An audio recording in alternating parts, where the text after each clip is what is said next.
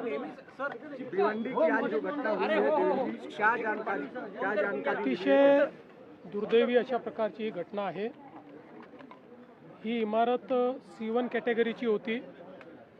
ती रिकामी करण्याचे आदेश दिले होते। जवळपास 25 लोक त्यातनं रिकामेही केले होते असं मला आयुक्तांनी सांगितलं। पण तरी देखील जो काही कॉन्ट्रॅक्टर आहे त्याच्या लोकांनी तिथे रिपेअरचं काम सुरू ठेवलं आणि त्यानंतर ही घडलेली घटना आहे।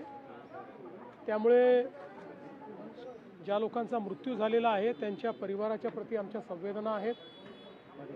काही लोक जखमी आहेत, जे त्या ठिकाणी दुर्दैवाने मृत्युमुखी पडले। त्यांना शासनाच्या वतीने त्यांच्या परिवाराला आम्ही मदत करणार आहोत आणि त्याचवेळी अशा पद्धतीनं ज्या कंत्राटदाराने हे काम सुरू ठेवलं त्याच्यावरही फौजदारी कारवाई करावी अशा प्रकारचा आदेश आयुक्तांना देण्यात आलेला आहे।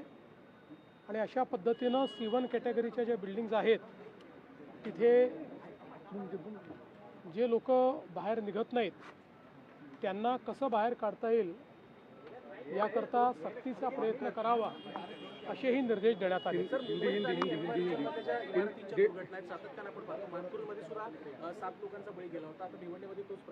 मुळामध्ये जसं मी सांगितलं की C1 कॅटेगरी म्हणजे धोकादायक इमारत म्हणून घोषित झाल्यानंतर तिथनं लोकांना बाहेर आपण काढतो। काही लोक दुर्दैवाने निघत नाही।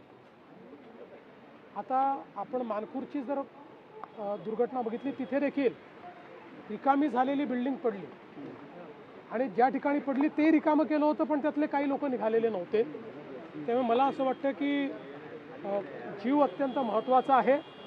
अशा पद्धतीमध्ये आपला जीव वाचवणं हे गरजेचं असल्यामुळे सक्ती जरी करावी लागली तरी ती केली पाहिजे। अर्थात त्या संदर्भात न्यायालयाचे काही निर्देश असल्यामुळे एका लेवलपेक्षा जास्त सक्ती करता येत नाही, पण तरी देखील हा प्रयत्न असतो कि सक्ती करून लोकांना बाहर काढ़ा। जो भिवंडी में घटना घटी है, ये जो बिल्डिंग थी इसको डायलैपिलेटेड घोषित किया गया था।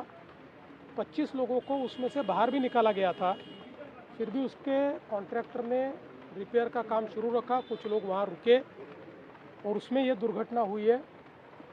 जिन लोगों का मृत्यु हुआ है उनके परिवार के प्रति हमारी संवेदना है। सरकार उनको मदद करेगी। जख्मियों को भी हॉस्पिटल में एडमिट किया गया है और जिस प्रकार से कॉरपोरेशन के नोटिस के बावजूद ये कॉन्ट्रैक्टर ने काम शुरू रखा उनके ऊपर भी कार्रवाई की जाएगी।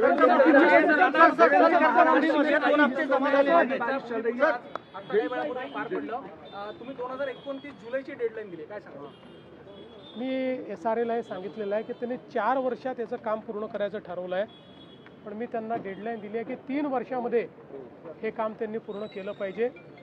अनेक वर्षापासनं लोकशाहीर साहित्यरत्न अण्णाभाऊ साठे यांचं चिरागनगरचं जे घर आहे तिथे एक मोठं स्मारक व्हावं ही मागणी होती, ती आमच्या सरकारने पूर्ण केलेली आहे। अतिशय सुंदर आणि भव्य स्मारक आम्ही तयार केलं।